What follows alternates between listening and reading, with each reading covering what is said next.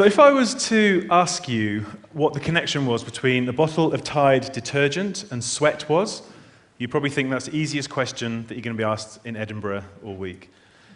But if I was to say that they're both examples of alternative or new forms of currency in a hyper-connected, data-driven global economy, you probably think I was a little bit bonkers.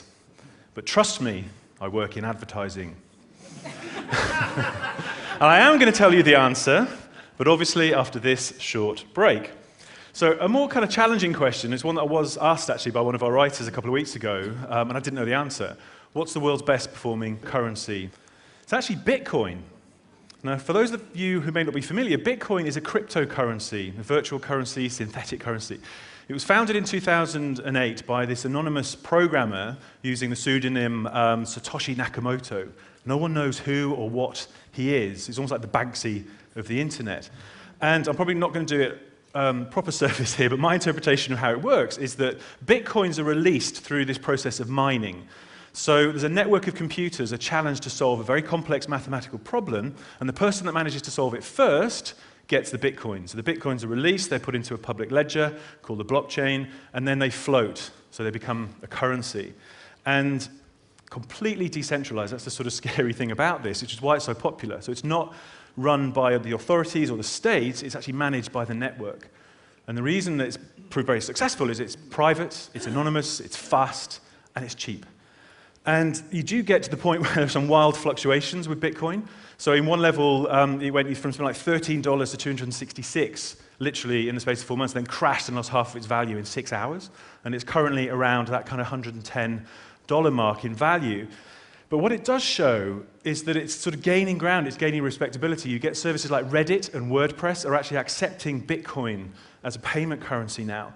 And that's sort of showing you that people are actually placing trust in technology, and it sort of started to trump and disrupt and interrogate traditional institutions and how we think about currencies and money. And that's not surprising if you think about the basket case that is the EU. I think there was a Gallup survey out recently that said something like, in America, trust in banks is at an all-time low. It's something like 21%. And you can see here some photographs from London where Barclays sponsor the city bike scheme. And some activists have done some nice piece of guerrilla marketing here and doctored the slogans. Subprime peddling, Barclays takes you for a ride. These are the more polite ones I could share with you today. But you get the gist. So people have really started to sort of lose faith in institutions. And there's a PR company called Edelman that do this very kind of interesting survey every year, precisely around trust and what people are thinking. And this is a global survey, so these numbers are global. And what's interesting is that you can see that sort of hierarchy is kind of having a bit of a wobble, and it's all about heterarchical now. So people trust people like themselves more than they trust corporations and governments. And if you look at these figures for sort of the more developed markets like UK, Germany, and so on, they're actually much lower. And I find it sort of scary. People are actually trusting business people more than they're trusting governments and leaders. So what's starting to happen? If you think about money, if you sort of boil money down to an essence, it is literally just an expression of value, an agreed value. So what's happening now in the digital age is that we can sort of quantify value in lots of different ways and do it more easily. And sometimes the way that we quantify those values, it makes it kind of much easier to create new forms and valid forms of currency. In that context, you can see that networks like Bitcoin suddenly start to make a bit more sense. So if you think we're starting to sort of question and disrupt and interrogate what money means, what our relationship with it is, what defines money, then the ultimate kind of extension of that is there a reason for the government to be in charge of money anymore? And so obviously I'm looking at this through a marketing prism. So from a brand perspective, brands literally stand or fall on their reputations, and you think about reputation has now become a currency. Reputations are built on trust, consistency, transparency. So if you've actually decided that you trust a brand, you want a relationship, you want to engage with a brand, you're already kind of participating in lots of new forms of currency. So you think about loyalty. Loyalty essentially is a microeconomy. You think about the reward schemes, air miles. And the Economist said a few years ago that there are actually more unredeemed air miles in the world than there are dollar bills in circulation. When you are standing in line in Starbucks, 30% of transactions in Starbucks on any one day are actually being made with Starbucks star points. So that's a sort of Starbucks currency staying within its ecosystem. And what I find interesting is that Amazon has recently launched Amazon coins. So admittedly, it's a currency at the moment that's purely for the Kindle, so you can buy apps and make purchases within those apps. But you think about Amazon, you look at the trust barometer that I showed you, where people are starting to trust businesses, especially businesses that they believe in and trust, more than governments. So suddenly you start thinking, well, Amazon potentially could push this. It could become a natural extension that, as well as buying stuff, take it out of the Kindle, you could buy books, music, real-life products, appliances and goods and so on. And suddenly you're getting Amazon as a brand is going head-to-head with the Federal Reserve in terms of how you want to spend your money, what money is, what constitutes money. And I'll get you back to Tide, the detergent now, as I promised. This is a fantastic article I came across in New York Magazine where it was saying that drug users across America are actually purchasing drugs with bottles of Tide detergent. So they're going into convenience stores, stealing Tide, and a $20 bottle of Tide is equal to $10 of crack cocaine or weed. And what they're saying, so some criminologists have looked at this, and they're saying, okay, Tide as a product sells at a premium. It's kind of 50% above the category average. It's infused with very complex cocktail of chemicals, so it smells very luxurious and very distinctive.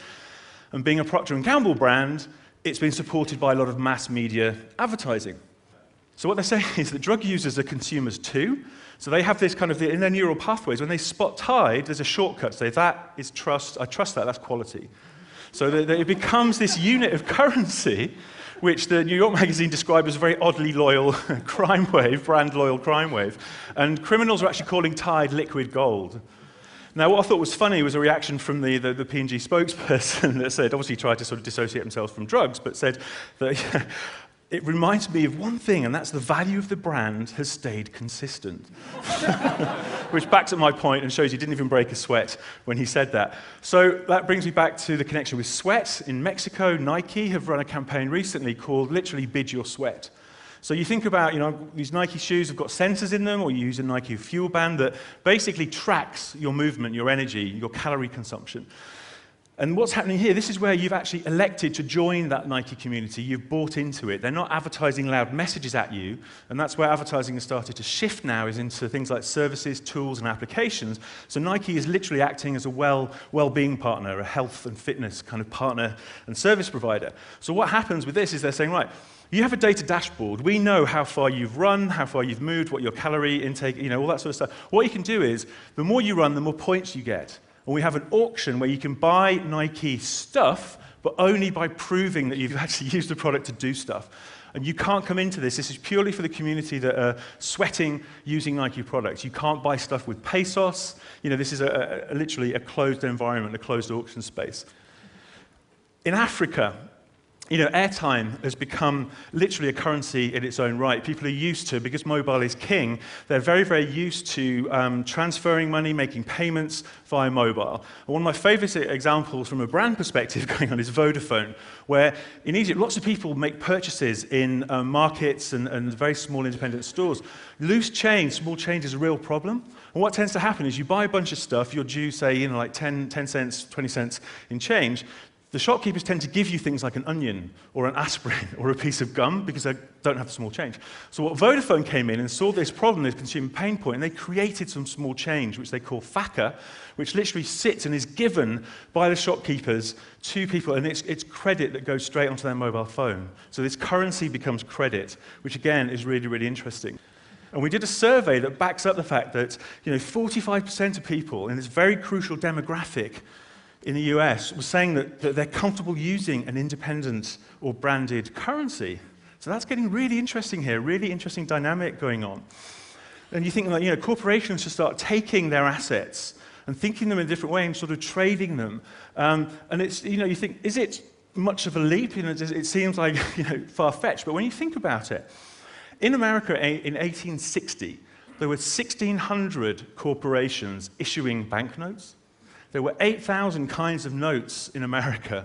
And the only thing that stopped that, the government controlled 4% of the supply, and the only thing that stopped it was a civil war breaking out, and the government suddenly wanted to take control of the money. So government, money, war, nothing changes there then. So, so what I'm going to ask is basically, is history repeating itself? Is technology making paper money feel outmoded? Are we decoupling money from the government? You think about brands are starting to fill the gaps. Corporations are filling gaps that governments can't afford to fill. So I think, we'll be standing on stage buying a coffee, our organic fair trade coffee next year, using TED florins or TED shillings. Thank you very much.